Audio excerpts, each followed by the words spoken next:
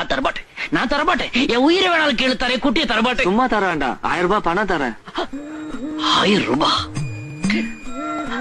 பாசத்துக்கு விலை பேச பாக்குறியா? 1000 ரூபாய்? சரி, 2000 ரூபாய் தரேன்.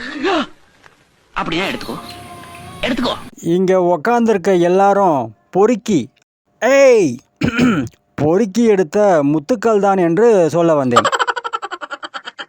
என்னப்பா 2 வடை ஆர்டர் பண்ணி எவ்வளோ நேரம் ஆச்சு, இன்னும் வரலையே? கோவிச்சுக்காதீங்க, நீங்கள் கேட்டது ஆமாம் வடை, அது கொஞ்சம் மெதுவாக தான் வரும்.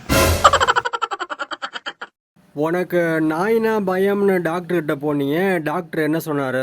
எனக்கு நாய் எதிர்ப்பு சக்தி கம்மியா இருக்கா, அதனால ஒரு வாரத்துக்கு எலும்பு சூப்பா குடிக்க சொன்னாரு.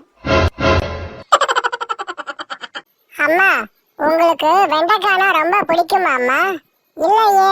அப்புறம் ஏம்மா ஒரு வாரமா அதையே செய்றீங்க? எல்லாம் உனக்கு கொஞ்சமாச்சும் மூளை வளரட்டுமேண்டா.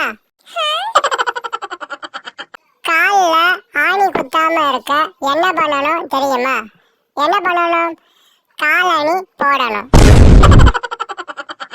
வாழ்க்கையில் நிம்மதி இல்லைங்க, எங்கே நிம்மதின்னு பாடியிருக்கான் ஒருத்தன். பக்கத்தில் இருந்தவன் சொல்லியிருக்கான், இமயமலைக்கு போனால் நிம்மதி கிடைக்கும்னு.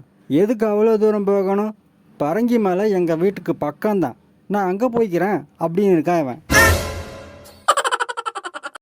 மகனை என்கிட்ட வச்சுக்கிட்ட அடி பின்னிடுவேன். பின்னுறது தான் பின்னுறீங்க, ஒரு சொற்றா பின்னி கொடுத்தீங்கன்னா போட்டுக்குவேன்.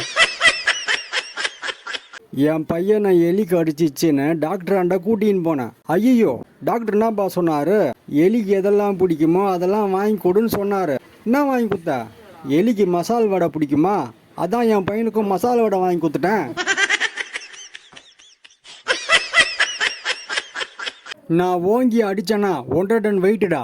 என் வெயிட்டு 38 கிலோ தான், அதுக்கு தகுந்த மாதிரி கொஞ்சம் பார்த்து அடிங்க.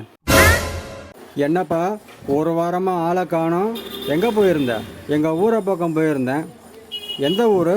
ஊரை பக்கம்தான். முத்தத்துக்கும் சத்தத்துக்கும் என்ன வித்தியாசம்? மெதுவா கொடுத்தா அது முத்தம், அதையே ஓங்கி கொடுத்தா அது சத்தம். வகுப்பில் வாத்தியார் கேட்டார், மனிதன் உயிர் வாழ என்ன தேவை? மொதல் ஆள் சொன்னான் ஆக்சிஜன் தேவை. 2வது ஆள் எழுந்திரிச்சான், காலையில் இட்லி தோசை, மத்தியானம் சிக்கன் பிரியாணி, ராத்திரிக்கு சப்பாத்தி குருமா. வித்தியாசமாக சொல்லியிருக்கான். வகுப்பில் ஒரே கைத்தட்டல்.